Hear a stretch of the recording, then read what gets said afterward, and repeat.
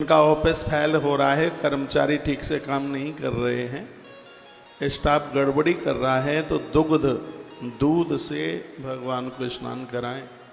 वंश वृद्धि के लिए तो यह है ही, लेकिन आपके कारोबार के लिए भी ये बहुत ज़्यादा प्रभावशाली है। आज की कथा में आएगा मन की शांति के लिए जल से भगवान का महाअभिषेक करें। बहुत बड़ी संपदा प्राप्ति के लिए गन्ने के रस से भगवान का अभिषेक करें। बाजार में पैसा मारा गया है और कैसे भी आ नहीं रहा है, और घर में ऐसी कोई नारी है जिसके गर्भ में संतान समाप्त हो जाती है, वंश वृद्धि रुक पड़ी है, तो दूध में शुद्ध देसी घी मिला करके भगवान शिव का अभिषेक कीजिए, वंश वृद्धि बढ़ जाएगी। एक बार इस बात को फिर रिपीट करूँगा, ये बड़े आनंद की बात है और बड़ी अद्भुत बात है। वंश वृद्धि के लिए आप गौ माता का कच्चा दूध लीजिए और उसमें घी मिलाइए, घृत मिलाइए, फिर उसके द्वारा आप भगवान शिव का अभिषेक कीजिए। ये वंश वृद्धि के लिए किसी वरदान से ये बिल्कुल भी कम नहीं है। और जिन पति पत्नी में बनती नहीं है, झगड़े ज़्यादा होते हैं, जल में इत्र डालिए और कुछ भी नहीं, पानी, दूध भी नहीं और कुछ भी नहीं, पानी में सिर्फ इत्र,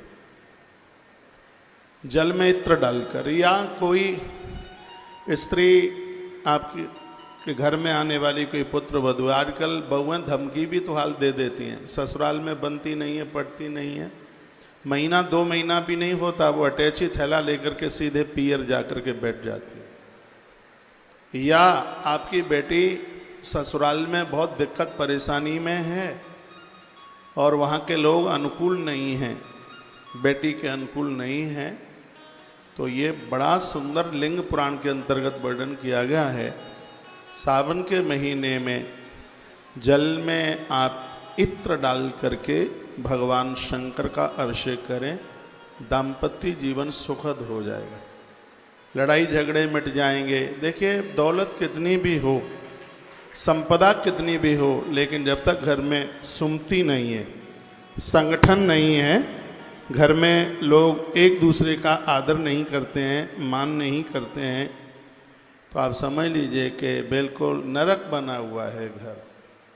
तो ये मैंने आपके बीच में बात कही है कि जल में इत्र डाल करके आप भगवान का महाअभिषेक, दिव्य अभिषेक कीजिए। इससे पति पत्नी में बनती है, झगड़े खत्म होते हैं। यहाँ तक मैं बोलूँगा तलाक की नौबत आ गई है, वो भी समाप्त हो जाएगा, दोनों एक दूसरे की गलती का एहसास करेंगे। तो घर के संगठन के लिए ये बड़ी अद्भुत चीज़ है, बहुत बढ़िया है। यदि कोई बहुत बीमार है, दवाई उसको लगती नहीं है, तो उसके लिए जल में शहद डालकर महारुद्राभिषेक होता है। किसी को ऐसी बीमारी है, और मैं निवेदन करूंगा, भगवान करे ये रोग किसी को ना हो। एक बड़ा खतरनाक रोग है, सफ़ेद दाग शरीर में हो जाते हैं, ग्रंथ में उसको कुष्ठ रोग के नाम से जाना जाता है। तो यह अभिषेक शनिवार के दिन जल में थोड़ा सा आप सरसों का तेल डालिए और थोड़ा सा शहद डालिए पानी में, फिर इसको मिला करके भगवान महादेव का अभिषेक कीजिए, स्वास्थ्य को लाभ प्राप्त हो जाएगा। ये तो रही पूजा की बात। दूसरी बात, गैया की बछिया, 1.25 साल जिसकी उम्र हो, 1.25 साल से ज़्यादा नहीं, बछड़ी, और काले रंग की शुद्ध देसी बछिया, उसका गौमूत्र लीजिए और सूती कपड़े में उसको 100 बार छानिए, गिन करके 100 बार, एक बहुत बड़ी औषधि बन जाएगी। उसको 100 बार छानिए, फिर उसको गर्म कीजिए।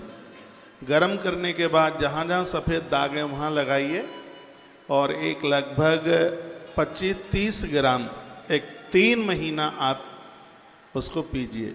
ज़्यादा पी लिया है तो हो सकता है दस्त भी हो सकता है, क्योंकि शुद्ध देसी गाय का जो गौमूत्र है वो सबको पचता नहीं है। कैंसर के लिए वरदान है, इस रोग के लिए वरदान है, किडनी की सफाई के लिए, लीवर की सूजन को समाप्त करने के लिए गौ माता का यह गौमूत्र और डायबिटीज वाले लोगों के लिए अमरता है। 1.25 साल की बच्चिया हो, उसका गौमूत्र 100 बार कपड़े में छान कर और फिर उसको गर्म कीजिए, जहाँ जहाँ सफ़ेद दाग है वहाँ लगाइए और एक 30, 40, 50 ग्राम ज़्यादा से ज़्यादा उसको नित्य एक 90 दिन के लिए 3 महीने के लिए ले लीजिएगा। तो ये एक औषधि है, स्वास्थ्य लाभ हो जाएगा इससे। और पूजा के लिए असाध्य रोगों को, यहाँ तक कि मृगी का रोग है और पैरालाइसिस है, ये सब असाध्य रोग में, पैरालाइसिस असाध्य रोग में आता है। तो इसके लिए शनिवार के दिन शहद, जल और थोड़ा सरसों का तेल, इन तीनों को मिलाकर भगवान महादेव का अभिषेक कर दीजिएगा। यदि सांवले रंग की पिंडी मिल जाए तो और ज़्यादा बढ़िया है। रोग निवारण के लिए सांवले रंग की, और धन नोटों के लिए शहद जैसे रंग की, घर में शांति के लिए शहद जैसे रंग की शिव पिंडी बहुत ज़्यादा प्रभावशाली होती है। रोग निवारण और शत्रु के नाश के लिए सांवले रंग की शंकर की पिंडी बहुत ज़्यादा प्रभावशाली होती है। तो शनिवार के दिन यह आप करें और आनंद हो जाएगा, बहुत बढ़िया हो जाएगा। तो ये अभिषेक, ये देखो, मैंने कथा के पहले ही दिन आपको बोला है कि आप शिव महापुराण की कथा सुन रहे हैं तो इसके लिए एक डायरी बनाइएगा। ये देखो, ये सामने मंजू बहन कैमरा लगाइए।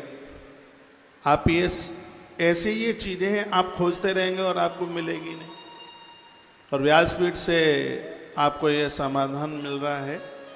हमने लोगों के ऊपर ये उपचार किया है, लोगों को बहुत फायदा मिला है। तो मैं आज अपनी बात को, भगवान की इस दिव्य कथा को यहीं से मैं आरंभ कर रहा हूँ। आज सोमवार है।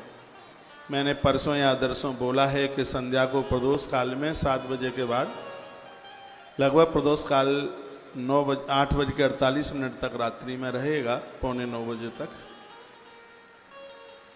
ये इतना है, ये रोज आता है प्रदोष का। ये समय आज का ही नहीं है, रोज ही आता है प्रदोष का समय।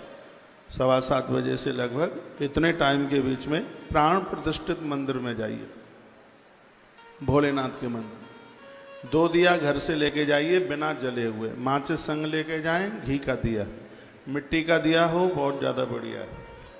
1 दिया पहले जलाएं आप, भगवान शिव को वंदन करके प्रणाम करके। भोलेनाथ की अंदर से आधी परिक्रमा लगती है, जहाँ पानी गिरता है जलेहरी को कभी लांगा नहीं जाता। भोलेनाथ की अंदर से परिक्रमा आधी लगती है और बाहर मंदिर से पूरी परिक्रमा लगती है।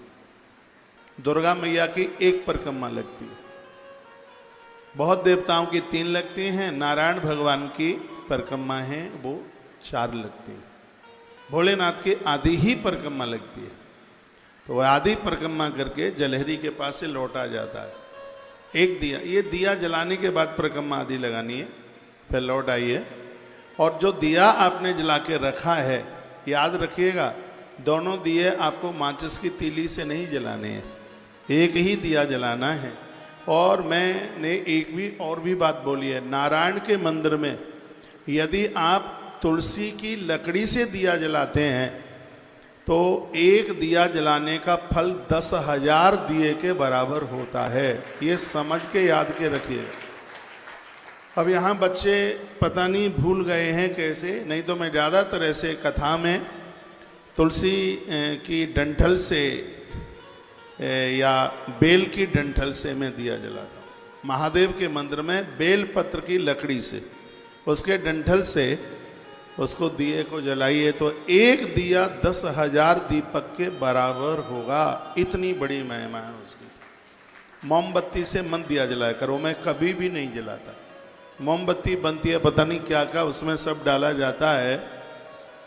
तो ऐसे आप दिया जलाएं तो 1 दिया आपने जला दिया है, जो दूसरा दिया है उस दिए से दिया जलाइए, फिर उसको ढक करके लाइए, रास्ते में हवा में या पानी में बुझ ना जाए। और ये काम पत्नी दोनों जाके कर लें तो बहुत अच्छा है। आपको कहीं इधर उधर भटकने की जरूरत नहीं होगी, सब समाधान ये होगा चुटकियों में।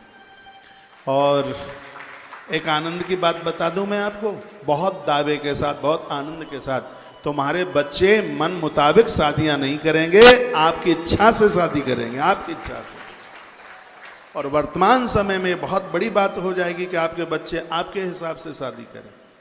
नहीं तो आज की स्थिति हम तुम राजी क्या करे काजी, ये स्थिति आएगी। तो ये जो मैंने एक दिए की बात आपको बताई है, इसमें मेरी बड़ी श्रद्धा है, बहुत ज्यादा। सब नकारात्मक ऊर्जा को, नकारात्मक सोच को एक दिया खत्म कर देता है।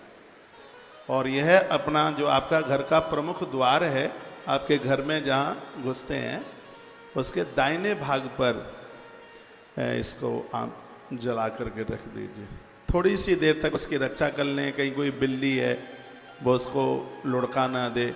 आजकल लोगों के घर में चैंपियन पाला जाता है, सुल्तान, कुतरा, कहीं बोई ना चाट जाए, बोई ना उसको बुझा दे।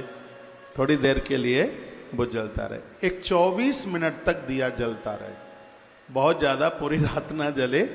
24 मिनट तक ज्योतिष के अनुसार 24 मिनट तक वो दिया आपकी देहली पर जल जाए, आपके घर का तिमिर समाप्त हो जाएगा, घोर गरीबी का नाश हो जाएगा, घोर दरिद्रता का नाश हो जाएगा। और घर में जो ऊट पटांग जो वातावरण है, नकारात्मक सोच है, ये 8 सोमवार, सावन के 8 सोमवार है, 8 सोमवार में कर लीजिए, आनंद हो जाएगा। एक बार जयकारा लगाइए, बोल भक्त वत्सल भगवान की जय हो, श्री हनुमान जी महाराज की जय हो, आज के आनंद की जय हो, जय जय। श्री राधे। रामायण की एक चौपाई बोल करके, हाँ आप बताएं क्या? घर से नहीं जलाना है, वहीं जलाना है। क्या बोले? पहले मंदिर वाला जलाना है।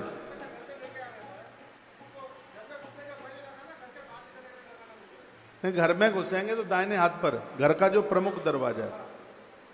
जैसे पुरुषोत्तम भाई, मैं आपके घर में घुसता हूं, नीचे जैसे हम आपके घर में, जहां आपका रेजिडेंस है, जहां घर से जैसे हम घुसते हैं, तो उसके दाएं हाथ पर, हाँ वो ही है। किसी और की चौखट पे मत रखना, नहीं लड़ने को आ जाएगा। क्या कोई जादू टोना तो नहीं कर दिया? अपने ही दरवाजे पर आप जलाइए। मैंने वास्तु की किताबें बहुत पढ़ी, सबसे ज्यादा वास्तु है। आप तोड़ा फोड़ी बहुत ज्यादा करते हैं, जैसे तैसे तो मकान बन पाते हैं। इनको बिल्कुल भी तोड़ने की जरूरत नहीं है। मैं आपको टिप्स दूंगा। रसोई में कुछ चीजें हैं, एक पोटली में बांध के ऊपर रख दो, कभी कुछ बुरा हो ही नहीं सकता घर में। और जिसके घर में तुलसी पूजती है, उसके घर में शंकर पूजते हैं, उसके घर में तो वास्तु दोष और पितृ दोष रहता ही नहीं है। जिन्होंने प्लॉट खरीद रखा है, उसको बनाने, मकान अधूरा बना हुआ पड़ा है, पूरा बन नहीं पा रहा है। शुक्रवार के दिन भगवान महादेव का अभिषेक उस प्लॉट में या अधूरे मकान में, मत्स्य पुराण में वर्णन है, शुक्रवार को किसी विद्वान ब्राह्मण के द्वारा उसमें महारुद्राभिषेक करा दीजिए। भूमि का दोष समाप्त, भूमि का दोष समाप्त हो जाएगा, वो मकान बन जाएगा। एक बात और निवेदन करूंगा आगे बढ़ते हुए, जब तक मकान में खिड़की और किवाड़ न लग जाएं, तब तक नए मकान में रहिए मत।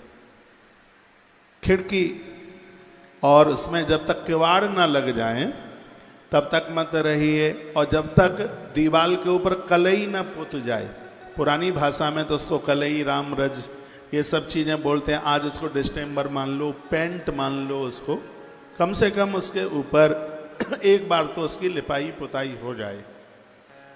उसके बाद में फिर घर में आप प्रवेश करें। और याद रखना, जब नए मकान का आप गृह प्रवेश करते हैं तो सबसे पहले उस घर में भरा हुआ मटका लेके जाया जाता है अंदर। और सबसे पहले नए मकान में चूल्हे के ऊपर खीर बनाई, पहले खाद्य सामग्री पहुंचाई जाती है, खीर बनाई जाती है, खाने पीने का सामान, जो भी सामान नए। याद रखना, नए मकान का गृह प्रवेश करते हुए 3 दिन तक मकान को खाली नहीं छोड़ा जाता। ये मत्स्य पुराण में वर्णन है। 3 रात्रि वहां रात्रि को रुकना ही पड़ेगा, रात्रि को ठहरना पड़ेगा। उसको आप खाली छोड़ करके, रात को ताला डाल करके आप नहीं जा सकते। भले आप किसी और को रख दीजिए। देव के ऊपर चढ़ाते हैं तो अपने मुख से इस चौपाई को गुनगुनाते रहिए। ही आंसू तो से तुम अब डरदानी, आंसू तो से तुम अब डरदानी, आरत हरहु दीन जनदानी, आंसू तो से तुम अब डरदानी, आरत हरहु दीन जनदानी, आंसू तो से तुम अब डरदानी, आरत हरहु दीन जनदानी। एक बात मैं और आपको बोलूंगा, जो मैंने आपको 2 दीपक की बात करी है जलाने की, ये सिर्फ आपको बोलने के लिए ही नहीं, मैंने भी आश्रम में फोन किया है कि रात्रि को गोपेश्वर मंदिर जाना, एक दिया जला के वहां रख देना गोपेश्वर नाथ भगवान के सामने, और उस दिए से एक दिया जलाकर आश्रम के प्रमुख गेट के दाएं हाथ पर जला हुआ दिया वहां का रख दीजिएगा। तो आश्रम में जितने भी लोग रहते हैं, काम धाम करने में इनका मन लगे, नकारात्मक सोच ना रहे, अच्छे विचार तो सबके लिए जरूरत है। जब जिस कार्य को मैं खुद करने के लिए जा रहा हूं तो आप भी कीजिए। मैं पुरुषोत्तम भैया को पूछ रहा था कि अगल बगल में कोई प्राण प्रतिष्ठित शिवालय मंदिर है क्या? वो मैं इसलिए पूछ रहा था कि कथा के बाद में हम भी महादेव के मंदिर तक जाकर एक दिया जला के वहां रख देंगे, और उसी दिए से एक जलता हुआ दिया हम लेके आ जाएंगे आपके घर तक। इसलिए पूछा था। ये बहुत अद्भुत, प्रभावशाली, बहुत ज्यादा ही वंडरफुल,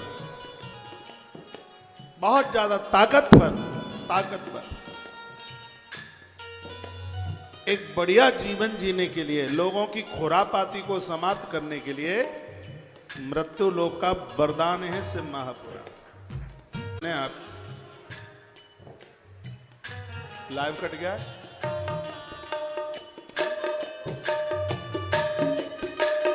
आशुतोष तुम अब डरदानी, आरती हरहु दीन जनदानी, आशुतोष तुम अब डरदानी, आरत हरहु दीन जनदानी, आशुतोष तुम अब डरदानी, आरत हरहु दीन जनदानी, आरत हरहु दीन जनदानी, आशुतोष तुम अब डरदानी, आरत हरहु दीन जनदानी, आशुतोष तुम अब डरदानी, आरत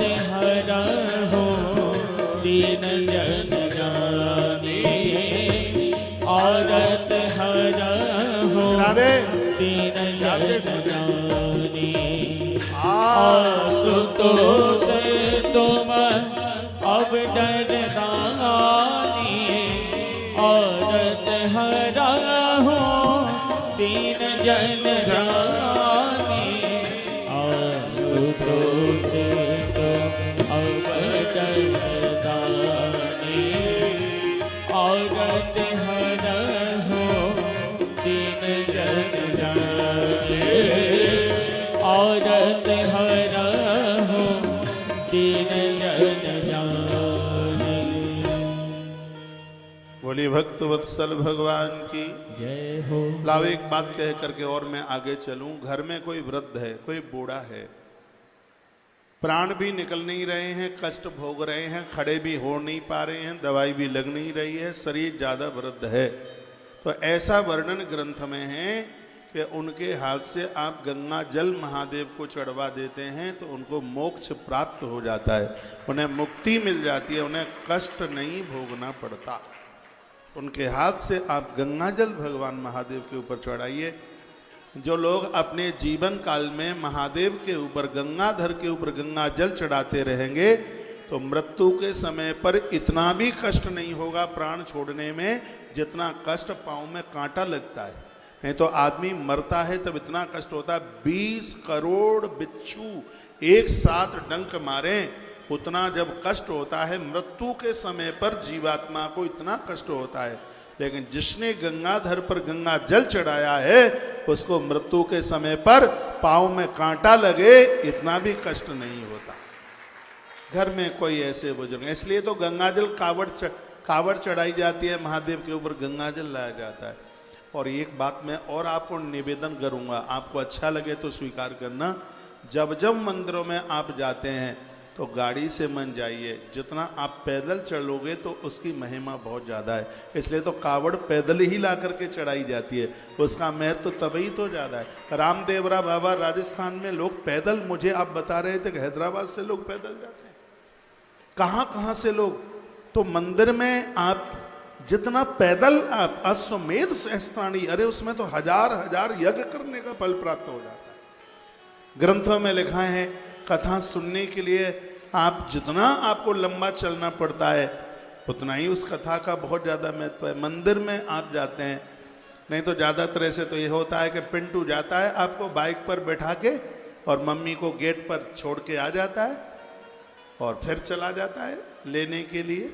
यदि ज़्यादा दूर मंदिर नहीं है और 100-200 ही मीटर मंदिर आपके घर से है और आपको पैदल चलने में बिल्कुल कोई दिक्कत नहीं है तो फिर आप पैदल ही जाइए। फिर वहाँ 4 पहिया का वाहन और तमाम चीज़ें नहीं, तो फिर वहाँ पैदल जाइए। और गंगाजल तो आप पैदल ही जाकर के चढ़ाओ भगवान महादेव के ऊपर। जो घर में बुजुर्ग है, चलने में असमर्थ हैं, उनके हाथ से गंगाजल स्पर्श करा दो और उनके निमित्त आप बन करके, उनके निमित्त आप जाके उनके ही नाम से वो गंगाजल चढ़ा दीजिए। और एक बात मैं आपको कहूँ, बेटा जो भी कुछ करता है बिना समर्पित किए भी उसका पुण्य उसके माई बाप को मिलता ही है, इसमें कोई संशय वाली बात नहीं। बेटा करता है वो मिलता है, पुरखों को मिलता है, पूर्वजों को मिलता है। इसलिए तो कहा जाता है कि अच्छी औलाद को जन्म देने के बाद मृत्यु के बाद भी पुण्य प्राप्त होते रहते हैं। कुछ चीजें ऐसी हैं मरने के बाद भी जिसके पुण्य मिलते हैं। कहीं आपने पेड़ लगा दिया, वृक्ष आप लगा के चले गए, उस पेड़ के नीचे जब जब कोई छाप लेगा, पशु पंछी उसके नीचे बैठेंगे, उसमें पंछी अपना घोंसला बनाएंगे, तो मरने के बाद भी उसका पुण्य हमें प्राप्त हो रहा होगा। आप रास्ते बना करके चले गए हैं, उसके ऊपर रोज लोग निकलेंगे, यात्रा उनकी होगी, उसका फल मृत्यु के बाद भी हम लोगों को प्राप्त होगा। आप प्याऊ बनवा के चले गए, आप धर्मशालाएं बना के चले गए, आप अनाथ के बच्चे को पढ़ा लिखा करके चले गए। क्या सुंदर मैंने पढ़ा है कि वो व्यक्ति बड़ा हो करके कुछ करेगा, उसको पगार मिलेगी, पैसा मिलेगा, पैसे के द्वारा रोटियां घर की चलेंगी, और जब जब घर के लोग उस भोजन को करने के लिए बैठेंगे तब तब उसका एक हिस्सा पुण्य का आपके खाते में जा रहा होगा। एक बात और मैं आपको निवेदन करूंगा जो मैंने गरुड़ पुराण में पढ़ी है, उसमें ये लिखा है कि आपने संस्कारी संभ्रांत बच्चों को जन्म दिया है।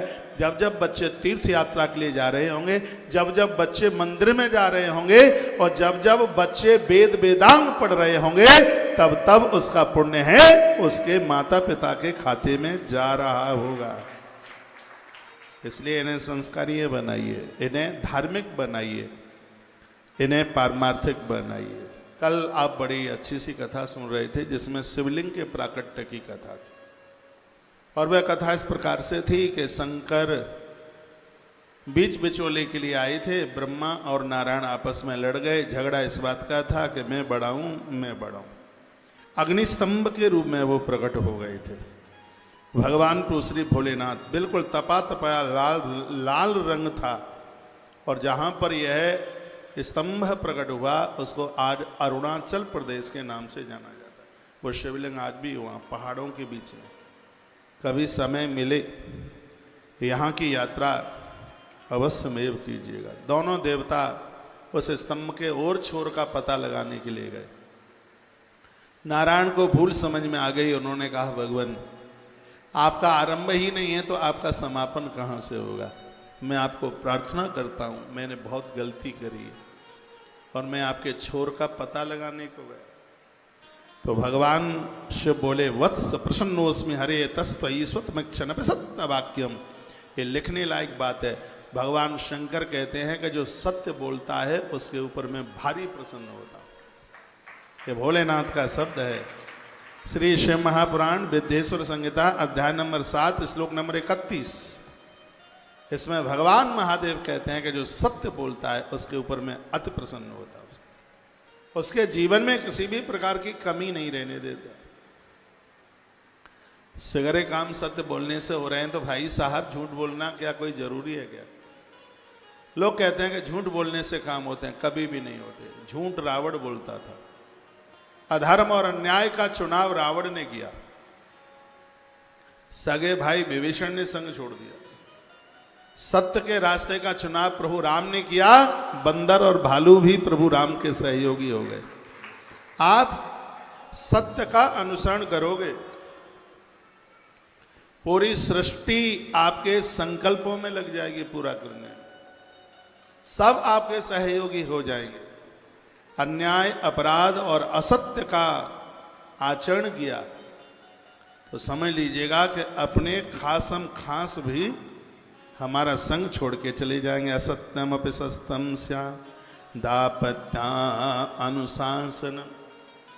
जो झूठ बोलते हैं उनका स्वयं का भी अपने ऊपर कोई अनुशासन नहीं होता। धर्म न दूसरे सत्य समाना,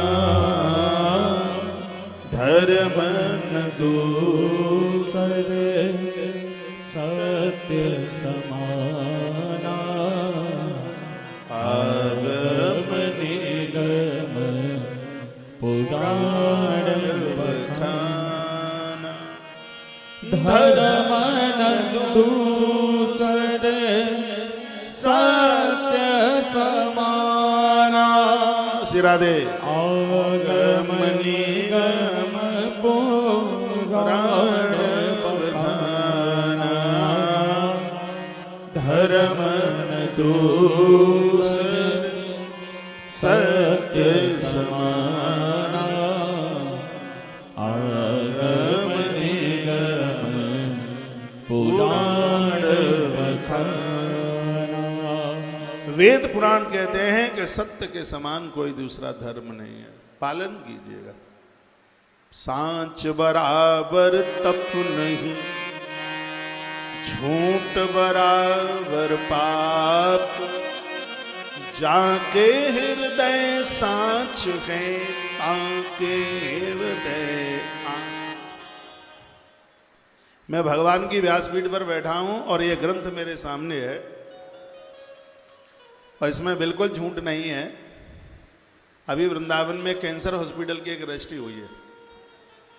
मुझे सामने वालों ने ये कहा उनकी बगल की कोई जमीन बिकी होगी। उन्होंने मुझे ये कहा था कि महाराज जी बस आप ये कह दीजिएगा कि ये जमीन हमने इतने में ली है और आपको 3,97,00,000 रुपए का मुनाफा हो जाएगा। मैंने कहा तुम मुझे इंद्र का पद दो तो भी मैं नहीं बोल सकता बिल्कुल, और महादेव की सौगंध मैं नहीं बोला बिल्कुल। मैंने कहा मेहनत ज्यादा करेंगे, हमें मुनाफा नहीं चाहिए कि हम अपने फायदे के लिए और दूसरे व्यक्ति का 5 करोड़ का नुकसान कर दें। मेरे थोड़े से झूठ बोलने पर सामने वाले का 5 करोड़ रुपए का नुकसान था। आश्रम को तो चलो ठीक है 3,98,00,000 का मुनाफा, लेकिन ऐसा मुनाफा आश्रम नहीं चाहेगा जिसमें दूसरे का 5 करोड़ रुपए का नुकसान होता है। और मैंने उस बात को बिल्कुल स्वीकार नहीं किया। सोमवार है, शिव के दरबार में बैठा हूं। ये बातें नकली नहीं है, ये नहीं है कि बस लोगों को सुनाने के लिए हो। इन बातों के ऊपर हम स्वयं में खरे उतर रहे। उस आदमी का मेरे पास फोन आया। मैं आगरा में कथा थी, उन्हीं दिनों की बात है। तो कहा महाराज जी ऐसी ऐसी बात है और ये लोग ऐसा कह रहे हैं कि कौशिक महाराज ने और वो इतने में ले लिया। मैंने कहा मैंने नहीं ली इतने में, बिल्कुल भी नहीं ली। कहा महाराज जी हमारे तो 5 करोड़ रुपए का बहुत बड़ा नुकसान हो जाएगा। मैंने कहा तुम्हारा नुकसान थोड़ी होने देंगे, बस तुम उस पार्टी को ये कह दो कि कौशिक महाराज से तुम बुलवा दो, हम उसका और डबल दे देंगे, क्योंकि मैं बोलने वाला ही नहीं था बिल्कुल। और उस बेचारे को वो भी परहित परमार्थ का काम था और उनका 5 करोड़ रुपया जाने से बच गया। कैसे बच गया? हमने अपने सत्य का पालन किया, इसलिए बच गया।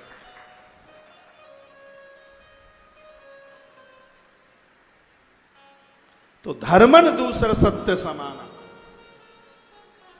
आगम ने। हाँ एक बात तो मैं कहने को बोली, वो तो भूल ही गया। मैंने कहा उसका 5 करोड़ भी बचेगा और हमारा 3 करोड़ 98 लाख भी बचेगा, यदि हम अपने सत्य के ऊपर डिगे हुए हैं।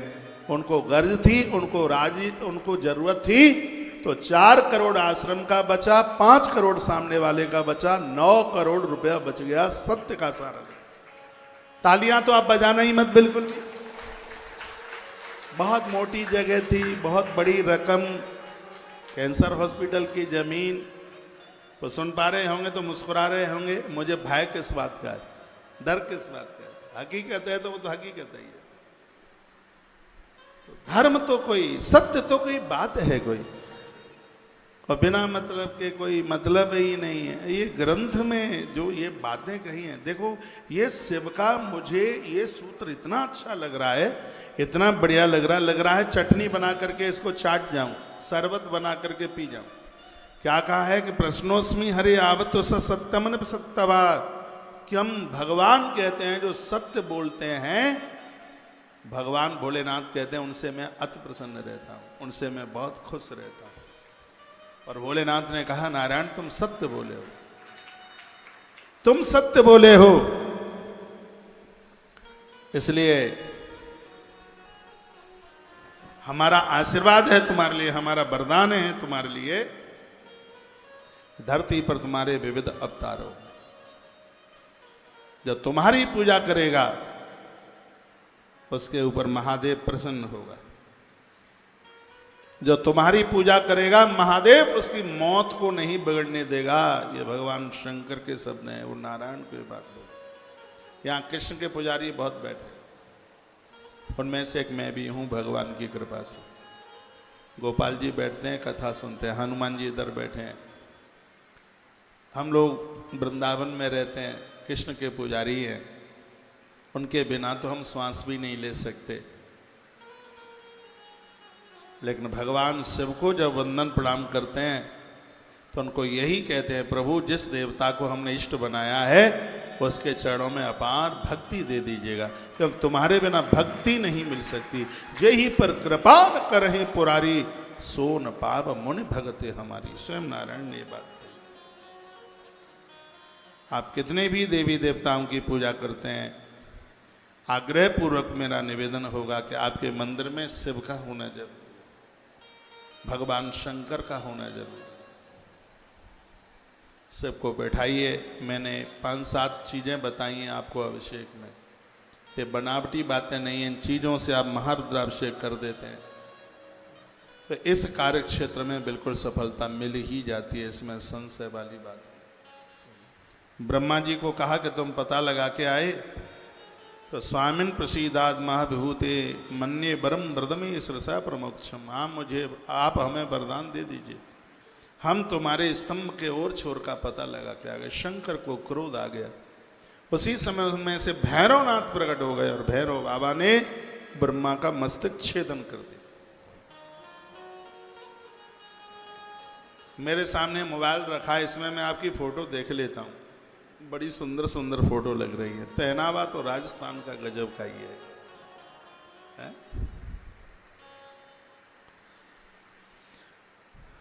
भगवान शंकर ने मस्तक छेदन तब किया, सिर कट गया।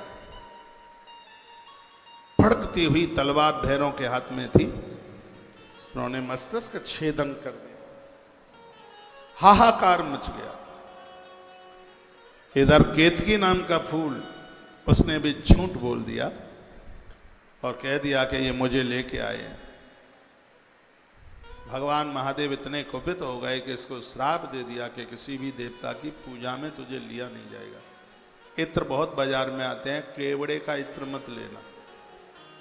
केवड़े का फूल किसी भी देवता की पूजा में ये चढ़ता नहीं है। शिव ने इसको अभिषिक्त कर दिया। अपनी भाषा में उसको केवड़ा कहते हैं, साहित्यिक भाषा में उसका नाम है केतकी। महादेव का श्राप लग गया इसको, भोलेनाथ ने इसे श्राप दे दिया था। भगवान नारायण प्रार्थना करने लगे। भगवान नारायण ने कहा, प्रभु आप तो ये इसी जगह पर शिव का नाम आशुतोष हुआ है। इतने कुपित थे, नारायण को प्रार्थना करने पर हाल ही प्रसन्न हो गए। देवताओं में सबसे जल्दी राजी हो जाने वाला यदि कोई देव है तो वो भोला भंडारी है। ना तो कोई गणेश भोला कहता, ना कोई कृष्ण भोला कहता, ना कोई राम भोला कहता, लेकिन सब कहते हैं शंकर भोला। ये भोला है ही। लिंग पुराण में कथा आती है कैसे भोला है। एक राक्षस हुआ जिसका नाम था भस्मासुर। पहले तो भुर नाम दैत्य उसका था, उसने शंकर को खूब तपस्या करी। भगवान शंकर प्रसन्न हो गए और भोलेनाथ से गलती ये हो गई कि वरदान देने को गए तो घरवाली को संग ले गए, पार्वती मैया को। माँ बड़ी सुंदर थी और ये तो राक्षस ही ठहरा। इसकी आंख में खोट आ गया और इसको लगा कि कैसे महादेव को मार डालूं, पार्वती मेरी पत्नी बन जाए। भोलेनाथ ने कहा, वरदान मांग, क्या चाहिए? ये कहता है कि दे दोगे?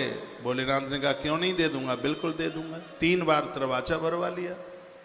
तो वो कहने लगा कि यह वरदान दे दो कि जिसके सिर के ऊपर हाथ रख दूं वही भस्म हो जाए। भगवान शंकर ने कहा, दिया वरदान, जिसके सिर पर हाथ रख देगा वही भस्म हो जाएगा। नाम हो गया उसका भस्मासुर।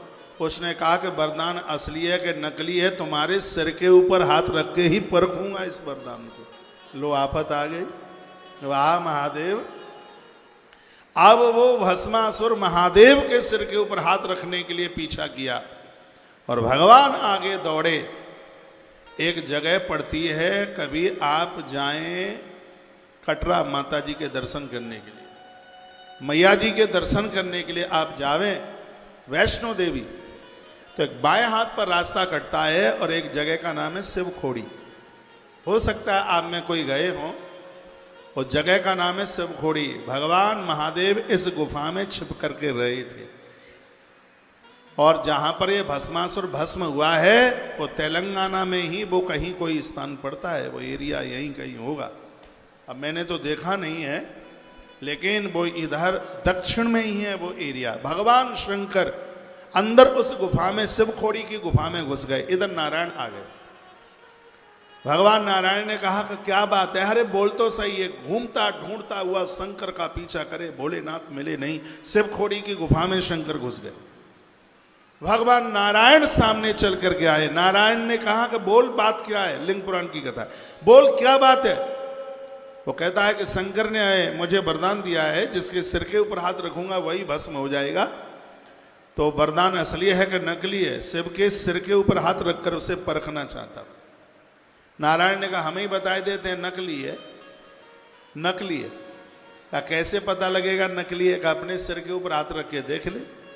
भस्मासुर ने कहा, ज्यादा बातें ना बनाओ, मैं भस्म नहीं हो जाऊंगा। अरे 2 फीट ऊपर रखना हाथ, लगे कि गर्मी गर्मी सी लगे तो समझ लेना असली है, यदि ऐसा कुछ ना लगे तो समझ लेना नकली है। तो उसने जैसे ही दोनों हाथ यूं ऐसे किए, भगवान ने एक पत्थर उठाया और जोर से उसके हाथ के ऊपर पटक दिया। वो पत्थर भस्मासुर के सिर के ऊपर गिरा हाथ, और उसी समय भस्मासुर भस्म। एक कथा इस प्रकार से भी आती है। अब तो कई ग्रंथ पढ़े हैं तो इन कथाओं का पता लग ही गया है।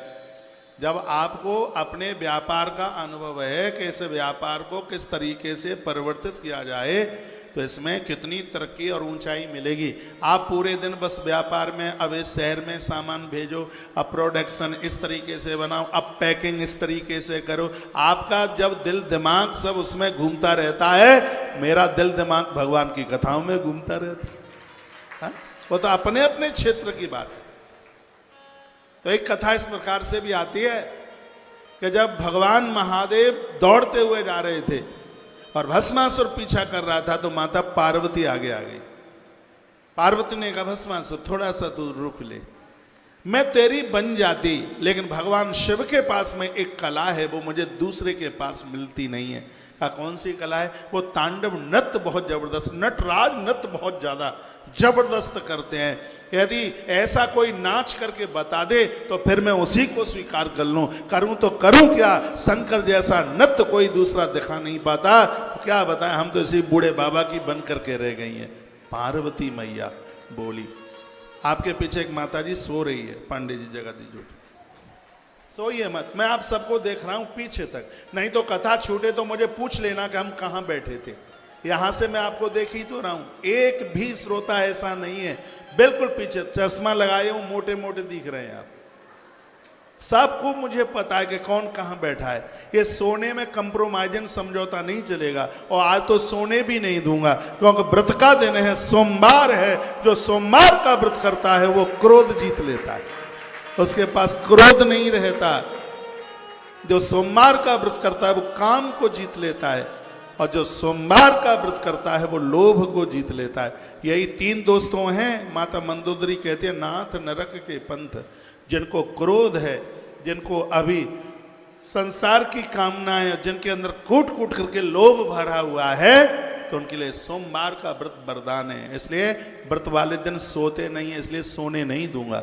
एक बार जयकारा लगाइए, बोलिए महादेव बाबा की जय हो, शंकर भगवान की जय जय श्री जय जय श्री राधे। तो मैया बोली कि यदि उन जैसा कोई नृत्य दिखा दे तो फिर उसको मैं स्वीकार कर लूं। तो भस्मासुर कहने लगा कि एक बार कोई नाच के बता दे तो फिर नकल उतार करके मैं नाच के बता दूंगा। मैया ने कहा मैं बताती हूँ वो कैसे नाचते। सिरा दे।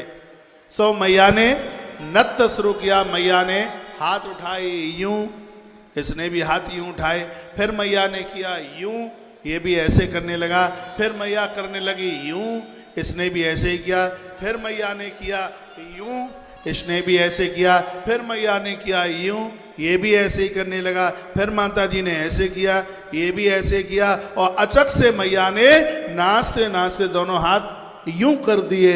ये भूल गया और उसी समय इसने दोनों हाथ सिर के ऊपर जैसे रखे और उसी समय ये जल करके राख हो गया, भस्म। तो महादेव तो इतने सरल देवता हैं, इतने सहज देवता हैं। क्रोध थोड़ी देर के लिए आता है, और जब क्रोध आता है तो समझ लो कि सब गड़बड़ी है। 3 आंख वाला देवता है, और जिस समय तीसरी आंख इसकी खुलती है, या तो इसकी जटा खुलती है या आंख खुलती है। जटा खुलती है तो पानी ही पानी। 2013 में उत्तराखंड में जटा खोल दी उन्होंने, केदारनाथ ने, सब लुप्त। मैं तो उन दिनों में वहीं था, 19 दिन रहा था। इतना पानी, लोग कीड़े मकोड़ों की तरह मर गए। अन्याय अपराध तीर्थों में होंगे तो और क्या होगा, बुरा न मानिएगा। तीर्थों में 31 दिसंबर की रात्रि और 1 जनवरी का सवेरा आप शराब के पाउच गिन नहीं पाएंगे, ऐसी स्थिति हो गई है। इतने कुकर्म, इतने खुरापाती, इतने अपराध तीर्थों की चद्दर ओढ़ करके लोग करते हैं। इसलिए ये स्थितियां इसलिए ऐसी हो जाती। मैंने अपनी आंखों से देखा है, तीर्थों में जाते हैं, उनकी गाड़ियों में शराब की बोतलें पड़ी हुई होती हैं, कुकर्मी करते हैं। अपनी पत्नी को तो ये बोलते हैं कि व्यापार की मीटिंग है, लेकिन पराई स्त्रियों को संग ले जा करके तीर्थों में कुकर्म होते हैं। आज की स्थिति ऐसी हो गई है। परमात्मा ही मालिक है, भगवान बचावे। जब ये स्थिति होगी तो फिर शंकर की जटा न खुलेगी तो और क्या होगा। ये स्थिति होगी तो शंकर की आंख न खुलेगी तो और क्या होगा। महादेव की जब तीसरी आंख खुलती है उस समय कामदेव जल करके राग होदाए। जब सेवती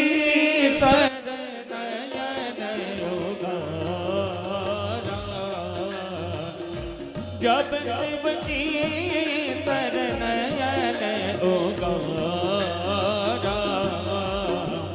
चितवत काम भयो जरि सारा, चितवत काम भयो जरि सारा।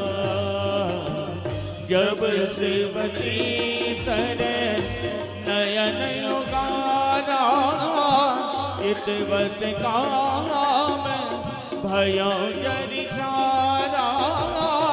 जब शिवकी शरणयन उगारा, चितवत काम भयो जरि सारा, चितवत काम भयो जरि सारा।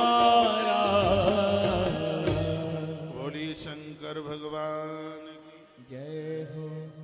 विधाता ब्रह्मा बहुत रोए, गलती का एहसास किया। इन्होंने श्राप दे दिया कि धरती पर तुम्हारी पूजा नहीं होगी। नारायण ने प्रार्थना करी तो शंकर मुस्कुरा गए और भगवान ने कहा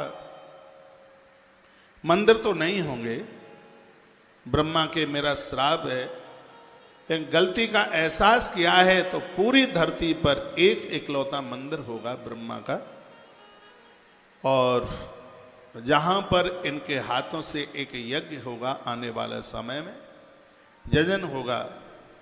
और भगवान ने इनके हाथ में एक फूल दिया था, ब्रह्मा जी के हाथ में, और ये कहा था, पद्म पुराण की कथा है कि जहां पर ये फूल गिर जाए तुम्हारे हाथ से और वहीं तुम यज्ञ करना। पूरी धरती का भ्रमण ब्रह्मा जी ने किया।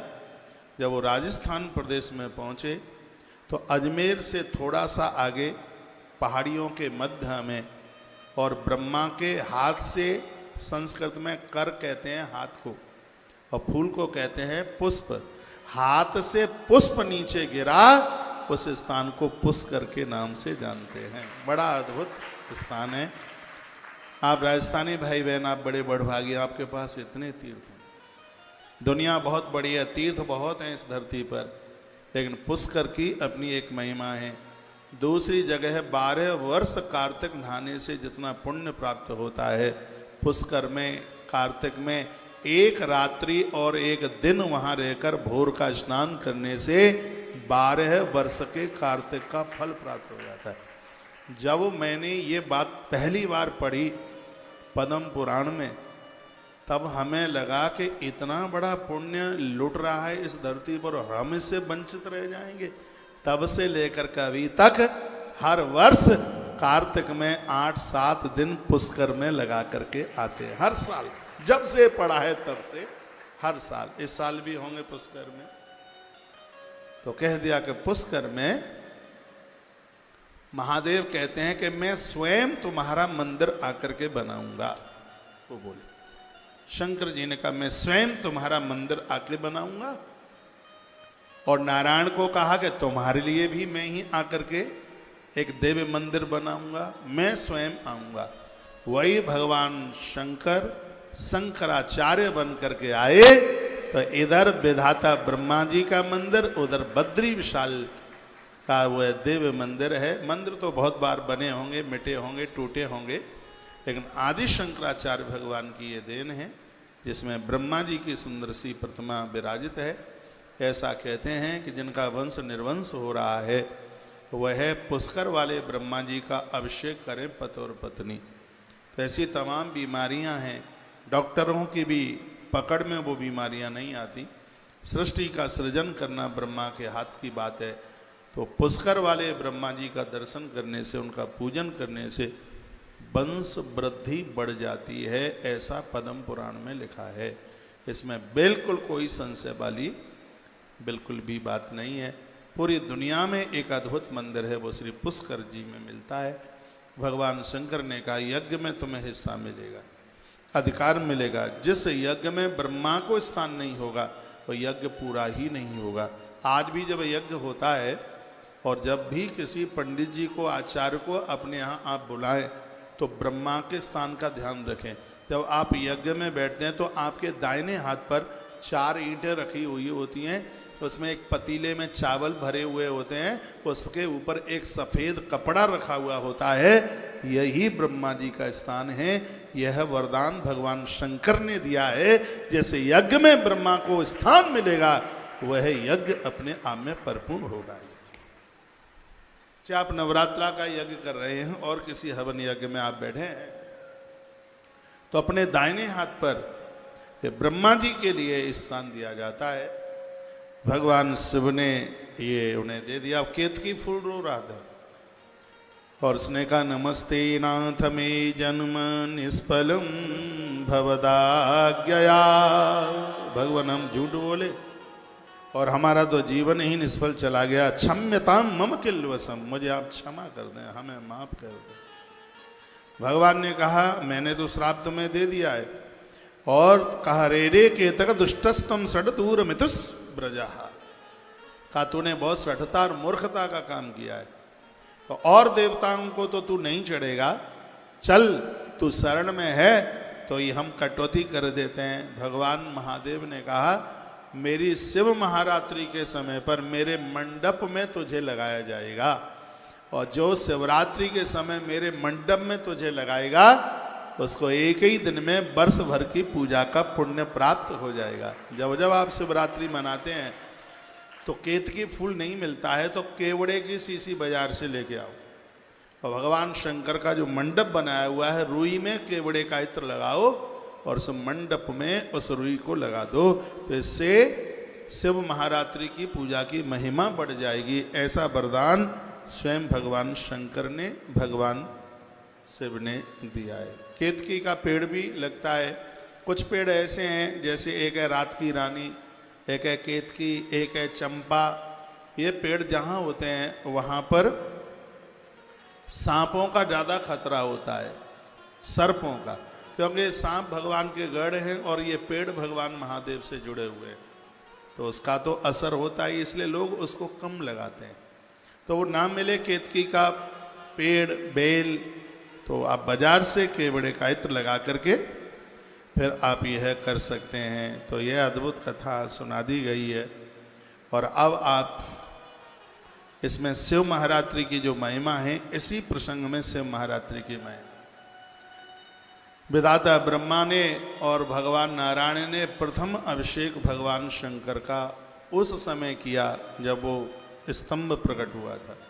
आज के समय में जिसे हम शिवलिंग के नाम से जानते हैं, ये शिवलिंग को प्रायः लोग कुछ दूसरे दूसरे भावों से समझते हैं। सृष्टि का चिन्ह है शिवलिंग। जैसे स्त्री की पहचान के लिए एक शब्द बोलते हैं स्त्रीलिंग, पुरुष के लिए कहते हैं पुरलिंग, उसी प्रकार से सृष्टि का चिन्ह ही शिवलिंग है। ये पूरी सृष्टि शिव में है, शंकर में समाई हुई है। पूरी धरती को संस्कार जिसने दिया है उसी को तो शंकर कहते हैं। सम करोति शंकर, जिसने सबको संस्कार दिया उसका नाम शंकर है। जो सबका कल्याण कर रहा है उसी का नाम शिव है। तो सबसे पहला अभिषेक रात्रि में हुआ था महादेव, और जिस दिन यह अभिषेक हुआ था रात्रि में, उस समय ये फाल्गुन में पड़ने वाली चतुर्दशी थी, जिसको भोला की चौदस बोलते हैं। शिव चौदस जिसको बोलते हैं, रात्रि का समय था। विधाता ब्रह्मा ने और भगवान नारायण ने प्रथम पूजा करी है भोलेनाथ की। एक रात्रि में 4 अभिषेक किए थे, इसलिए इसको चतुर्थ पहर की पूजा कहते हैं। शंकर क्या बोले सुनो, कहते हैं शिवरात्रावहोरात्रं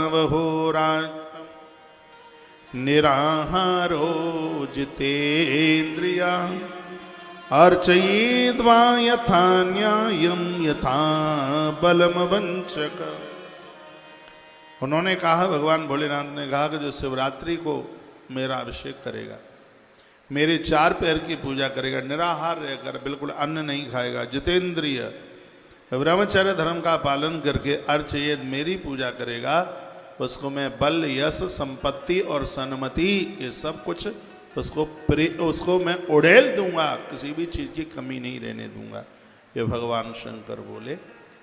तो ये 4 पहर की पूजा शिवरात्रि को होती है। टाइमिंग्स मैं बता देता हूँ, पहली पूजा का समय क्या है, इधर देखिए।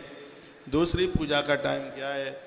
घोर गरीबी का तो नाश होता ही है, बल बढ़ता है, बुद्धि बढ़ती है, यश बढ़ता है, सम्मान बढ़ता है। शिव महारात्रि को जो पूजा कर लेते हैं, वर्ष भर की पूजा का फल उन्हें मिल जाता है। तो इसी ग्रंथ में लिखा है, भी आगे श्लोक आएगा मैं बोलूँगा।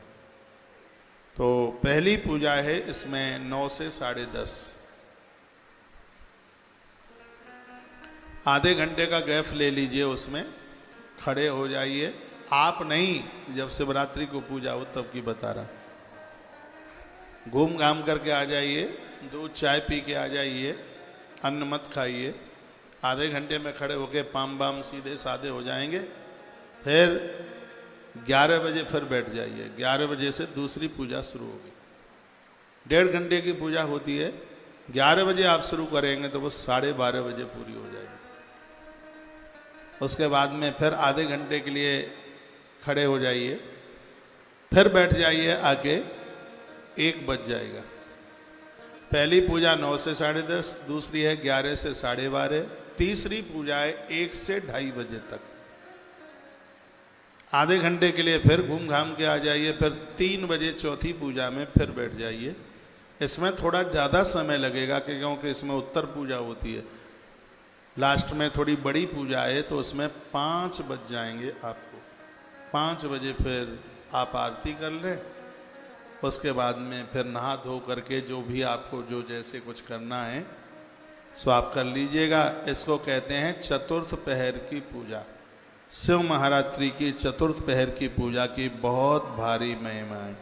तत्फलम लभते सद्य शिवरात्रु मदर्चनाथ। भगवान शंकर कहते हैं यत फलम मम पूजायाम वर्ष एकम निरंतरा। ये शब्द लिख लो तो ज़्यादा ठीक है। भगवान शिव कहते हैं यत फलम मम पूजायाम वर्ष एकम निरंतरः। भगवान भोलेनाथ कहते हैं कि जिस समय शिवरात्रि को आपने मेरी पूजा की है उससे अगली शिवरात्रि तक मैं एक क्षण के लिए भी तुम्हें अकेला नहीं छोड़ूंगा, पूरे वर्ष भर तुम्हारे संग संग संग संग रहूंगा। भोलेनाथ कहते हैं कि एक शिवरात्रि को रात में मेरी पूजा करने से अगली शिवरात्रि तक पूरे वर्ष भर की पूजा करने का तुम्हें सौभाग्य प्राप्त होगा, तुम्हें पुण्य प्राप्त।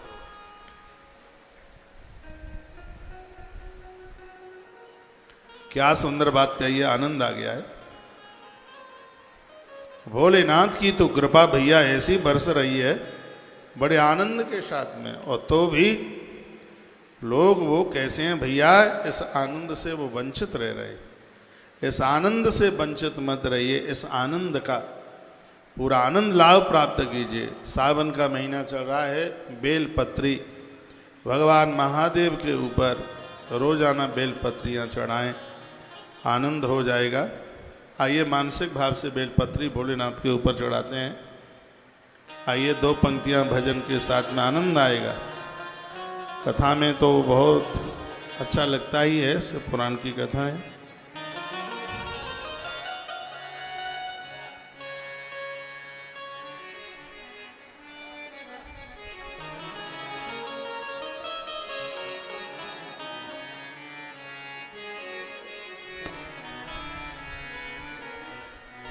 शिव नाम से है जगत में उजाला, शिव भक्तों के हैं मन में शिवाला। जग का स्वामी, जग का स्वामी है तो, अंतर्यामी है तो, मेरे जीवन की अनमोल कहानी है तो। जग का स्वामी है तो, अंतर्यामी है तो, मेरे जीवन की अनमोल कहानी है तो।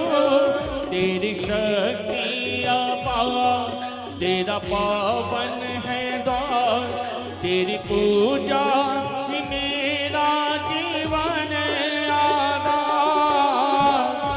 धूल तेरे चरणों की लेकर जीवन को साकार किया। हे शंभो बाबा मेरे भोलेनाथ, तीनों लोक में तो ही तो श्रद्धा सुमन मेरा मन बिलपत्री, श्रद्धा सुमन मेरा मन बिलपत्री, जीवन भी अर्पण कर दो। हे शंभो बाबा मेरे भोलेनाथ, तीनों लोक में तो ही तो।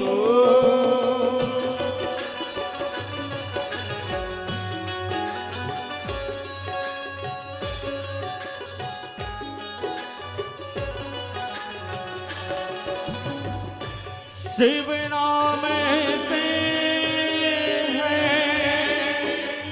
जगत में उजाला, शिव भक्तों के हैं मन में शिवाला।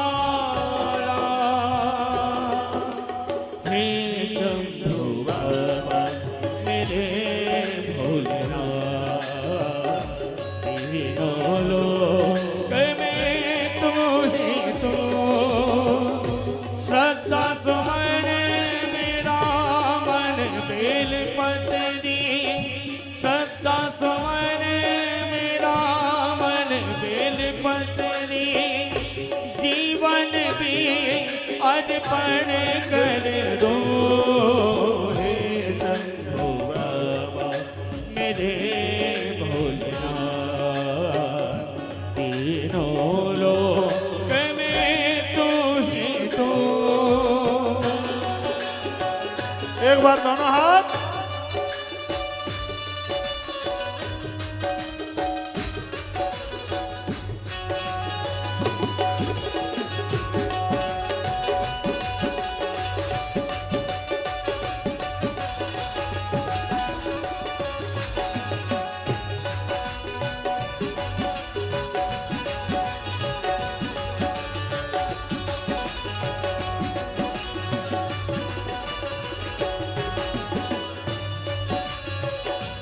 जग का स्वामी है तू, अंतर्यामी है तू, मेरे जीवन की अनम कहानी है तू। तेरी शक्ति अपार, तेरा पावन है द्वार, तेरी पूजा है मेरा जीवन आधार। धूल तेरे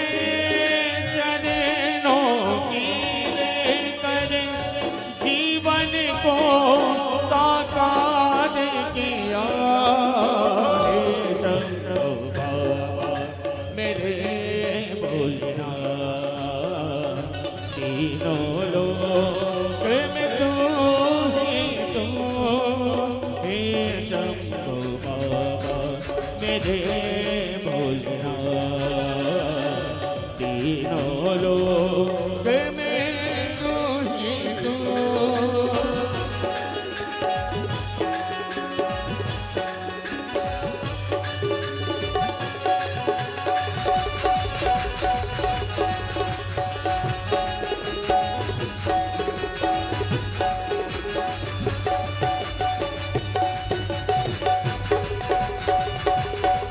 हरि बोल।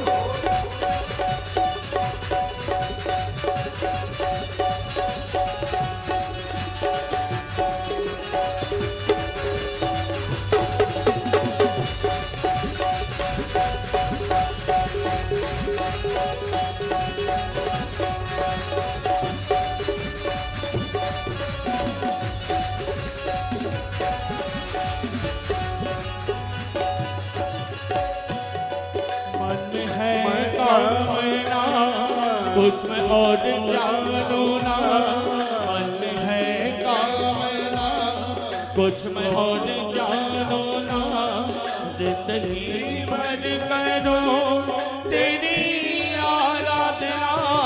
सुख की पहचान दे तू मुझे ज्ञान दे, सुख की पहचान दे तू मुझे ज्ञान दे। प्रेम सबसे करो ऐसा वरदान दे, तूने दिया निर्बल को भी बल, अज्ञानी को ज्ञान दिया। हे शंभो बाबा मेरे भोलेनाथ, तीनों लोक में तू ही तो। सदा सुमरे मेरा मन बिलपतनी, जीवन भी अर्पण कर दो।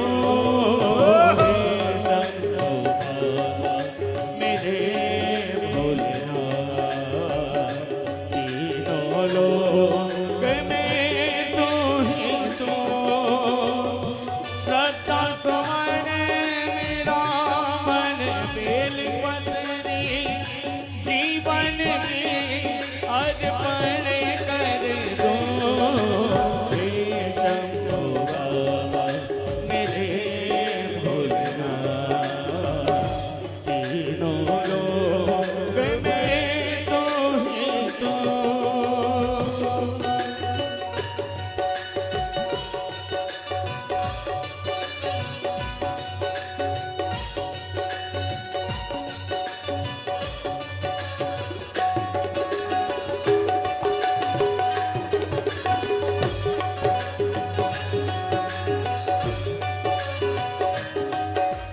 हे शंभु बाबा हे शंभो बाबा मेरे भोलेनाथ, तीनों लोक में तू ही तो। भोलेनाथ,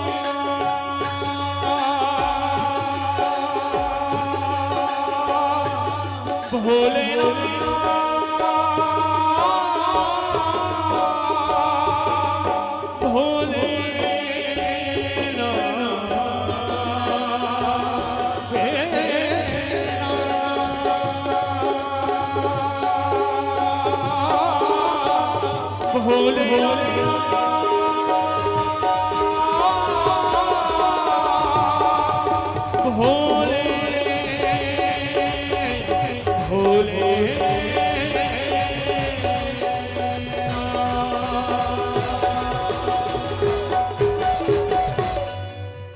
बोलिए शंकर भगवान की। जय श्री हनुमान जी महाराज की जय हो। जय जय श्री राधे श्री राधे श्याम।